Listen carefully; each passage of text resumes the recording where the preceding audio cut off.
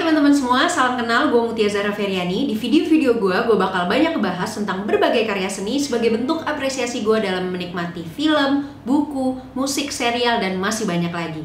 Jadi kalau teman-teman berkenan, silahkan subscribe channel ini, dan kalau misalnya memang bermanfaat, silahkan share ke teman-teman lainnya.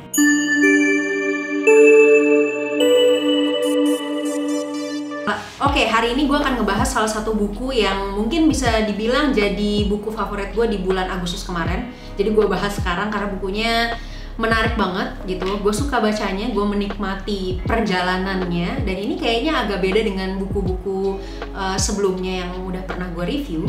Karena buku ini menjembatani sesuatu yang banyak sekali gue belum tahu nih gitu. Judulnya adalah I Want to Die, But I Want to Eat Tteokbokki, a book by Baek Se-hee. Baek Se-hee. Gue agak-agak susah nih emang nih nyebutin nama orang, takut salah. Ya inilah si mbak ini ya, mbak ini berasal dari Korea Selatan. Buku ini sudah diterjemahkan dari bahasa Korea Selatan ke bahasa Indonesia. Ini berisi tentang perjalanan, perawatan, dan konsultasi penulis bersama dengan psikiater yang ia pilih. Jadi buku ini tuh sebenarnya lebih kayak rangkuman dialog antara penulis yang merupakan pasien dan psikiater gitu, tempat berobat si pasien ini yang memang menulis buku ini. Kira-kira ada sekitar 9 hal yang gue dapetin atau 9 poin yang pengen gue bagikan di video ini setelah gue baca bukunya. Yang pertama, gue jadi tahu bedanya depresi dan distima. Jadi depresi itu adalah sebuah gangguan mood yang menyebabkan perasaan depresif atau kehilangan kesenangan secara persisten. Jadi itu tuh kayak gangguan yang mempengaruhi bagaimana kita merasa, berpikir, bertindak yang dapat mengakibatkan berbagai masalah emosional dan fisik. Jadi keluhan ini tuh dirasakan lebih dari 2 minggu dan bisa mengganggu aktivitas kita sehari-hari. Terus selain itu, ada juga beberapa efek lainnya kayak penurunan berat badan, terus aktivitas dan produktivitas yang menurun, pikiran yang melambat, kehilangan energi, kehilangan semangat, merasa tidak berharga, sering merasa bersalah. Terus ada juga pikiran yang berulang-ulang tentang kematian atau ide untuk mengakhiri hidup. Makanya mungkin untuk beberapa ahli menyebutkan bahwa jangan pernah self-diagnose kalau lo tuh depresi gitu. Lo harus pergi ke ahlinya untuk tahu apakah lo depresi atau enggak, karena ya gejala-gejalanya yang tadi disebutin aja tuh sebenarnya cukup berat. Ada juga kriteria diagnosis lain yang lebih berat daripada depresi, yaitu persistent depressive disorder atau yang biasa disebut atau dikenal sebagai distima. Ini yang dialami oleh penulis. Jadi itu kayak bentuk kronis atau jangka panjang dari depresi. Jadi seseorang tuh dapat kehilangan ketertarikan normal pada aktivitas dia sehari-hari. Dia ngerasa nggak ada harapan, produktivitasnya berkurang, harga diri yang rendah, perasaan yang nggak layak gitu. Distima itu berbeda dengan depresi itu dalam hal derajatnya.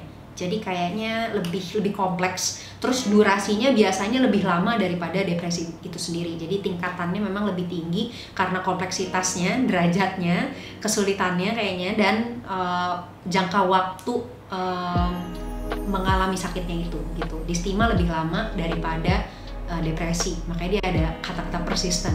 Poin kedua yang baru aja gue tahu dari buku ini, istilah baru yang gue baru ngerti, yaitu dilema landak. Jadi dilema landak tuh kayak suatu kondisi psikologis sepasang hati yang sebenarnya saling menginginkan kedekatan satu sama lain, tapi di saat bersamaan mereka memiliki kecenderungan untuk menjaga jarak. Kayak landak kali ya gitu, jadi kayak ada landak kan gitu kan, lancip-lancip gitu. Jadi kalau deket nggak mau tapi pengen still around gitu. Ada yang pernah kayak gitu? Orang-orang yang punya dilema landak ini tuh rasanya kayak pengen sendirian, tapi benci kalau harus ngabisin waktu sendirian. Nah, katanya tuh disebabkan karena orang ini punya tendensi ketergantungan terhadap orang lain. Jadi waktu orang ini bergantung pada seseorang, dia ngerasa aman. Tapi di sisi lain, waktu dia lagi barengan sama orang itu, dia ngerasa banyak ketidakpuasan terhadap hubungannya atau terhadap orang yang sebenarnya dia merasa ketergantungan sama orang itu gitu. Tapi di sisi lain, ini yang lebih complicated menurut gue. Kalau misalnya dia melepaskan diri dari orang itu, dia ngerasa dapat kebebasan sebenarnya. Tapi di sisi lainnya lagi, dia ngerasa nggak aman dan ada kekosongan yang menumpuk di dalam hatinya. Hal ketiga yang gue dapetin dari buku ini adalah kalau misalnya perasaan lagi nggak baik, ya udah jangan dipaksa supaya jadi baik. Gue suka banget waktu psikiaternya ngomong ini karena psikiaternya tuh bilang kalau jangan pernah fokus dan merasa yang paling penting itu adalah mengubah. Jadi nggak usah mikir yang paling penting tuh mengubah sesuatu, tapi yang paling penting tuh adalah bisa mengendalikan perasaan supaya nggak terlalu berlebihan dan supaya nggak jadi ekstrim. Hal keempat yang gue dapetin dari buku ini adalah niat untuk menjadi spesial tidak spesial. Jadi psikiater ini tuh bilang kalau misalnya kita jadi pihak yang lebih suka gitu ya daripada pasangan kita atau orang yang emang kita sayang gitu ya, biasanya kita akan menjadi pihak yang lebih lemah. Kita akan cenderung merasa lebih sering berkorban, dan efeknya adalah kita jadi pengen dapet imbalan dari hal-hal yang menurut kita udah kita korbankan. Jadi kita bisa semakin jatuh sama orang lain karena kita ngerasa kita nggak dapet imbalan yang setimpal dari hal-hal baik yang udah kita lakuin ke orang itu. Hal yang kelima yang gue dapetin dari buku ini adalah rasa percaya diri. Nah, di sini psikiater tuh nyebutin kalau misalnya kita punya rasa percaya diri dan punya kemauan, punya pendirian terhadap sesuatu yang teguh dan kuat, sebenarnya kita tuh nggak akan cepet kemakan sama hal-hal negatif di luar kita. Kalau misalnya ada orang lain yang memperlakukan kita kurang baik, kita tuh bentengnya udah kuat, jadi kita nggak terlalu peduli kalau misalnya orang-orang mau bilang kita jelek, mau memperlakukan kita nggak sesuai sama harapan kita, itu tuh kayak nggak terlalu ngaruh karena di dalam kita juga kita udah kuat dan teguh gitu, jadi nggak akan gampang terombang ambing kalau kita punya rasa percaya diri yang baik. Hal keenam yang gue dapet dari buku ini salah satu yang gue suka juga, yaitu kita seringkali menjadi orang yang biasa-biasa aja. Gue banget, gue tuh kayak kadang-kadang ngerasa kayak gue ordinary people deh gitu, gue kayaknya mediocre deh. Jadi akhirnya gue berkesimpulan bahwa kalaupun gue merasa gue adalah mediocre atau orang yang biasa-biasa aja, kayaknya gue nggak apa-apa deh gitu. Sama sih kayak kesimpulan gue kemarin gitu, kayaknya gue lebih memilih untuk jadi orang yang biasa-biasa aja, tapi gue bener-bener tahu gue tuh sedang melakukan apa, dibandingin gue merasa gue bisa semuanya atau gue derajatnya atau kedudukan gue lebih tinggi daripada yang lain, tapi sebenarnya gue nggak terlalu tahu apa yang gue suka, apa yang gue mau, apa yang gue bisa, dan apa yang gue lakukan saat ini gitu. Jadi gue akan lebih memilih untuk jadi orang yang biasa-biasa aja sih, tapi gue tahu apa yang gue suka dan yang pengen gue lakukan. Poin yang ketujuh yang gue dapetin dari buku ini adalah inferioritas. Kalau misalnya kita lagi suka sama orang, kita cenderung melihat orang ini tuh sesuatu yang lebih tinggi daripada kita, sesuatu yang mesti kita gapai, ada di atas puncak yang tidak tertandingi, dan lama-kelamaan kalau misalnya terus-terusan kayak gitu, itu jadi bikin kita semakin rendah diri atau ngerasa posisi kita lebih rendah daripada orang yang kita suka gitu, karena kita adore, kita kagum, kita suka, jadi menempatkan orang yang kita suka ini ada di atas kita. Nah, kalau itu tidak bisa kita kendalikan dengan baik, ya itu tadi, kita jadi ngerasa posisi kita ada di bawahnya dia, dan ini nggak baik dalam sebuah hubungan yang sedang kita bangun atau kita jalanin sama orang yang kita suka itu. Akibatnya, meskipun jarak secara realitanya itu kita dekat, tapi karena kita bikin gap yang dimana kita meletakkan dia di atas, terus kita jadinya tambah lama tambah rendah dari posisi orang yang kita suka itu, akhirnya secara psikologis tuh jarak kita sama orang yang kita suka ini jadi jauh.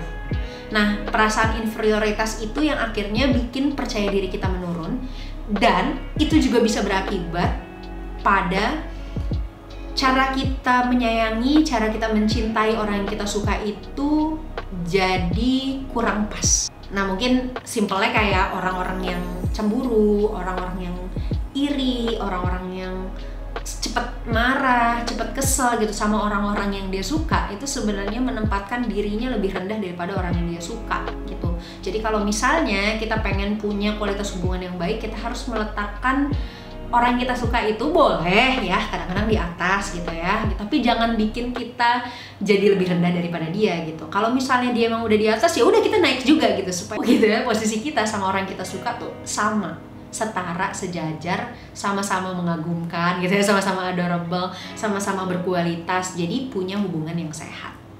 Poin berikutnya yang gue dapat dari buku ini adalah logika hitam putih. Kadang-kadang kalau misalnya lagi sedih tuh kita cuma bisa ngelihat hitam putih. Semua hal tuh cuma jadi dua sisi. Padahal berbagai hal yang kita lihat nih gitu ya, kayak yang di depan ini gitu, sebenarnya apapun yang lo lihat tuh sebenarnya terdiri dari 3 dimensi.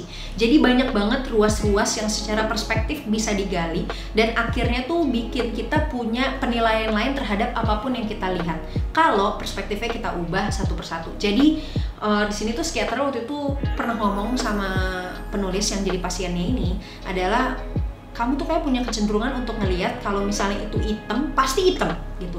Kalau itu putih, pasti putih gitu. Kamu nggak ngelihat bahwa ada in between diantaranya, ada abu-abu gitu, ada gradasi bahkan dari hitam ke putih, putih ke hitam, juga gradasi-gradasi warna lain.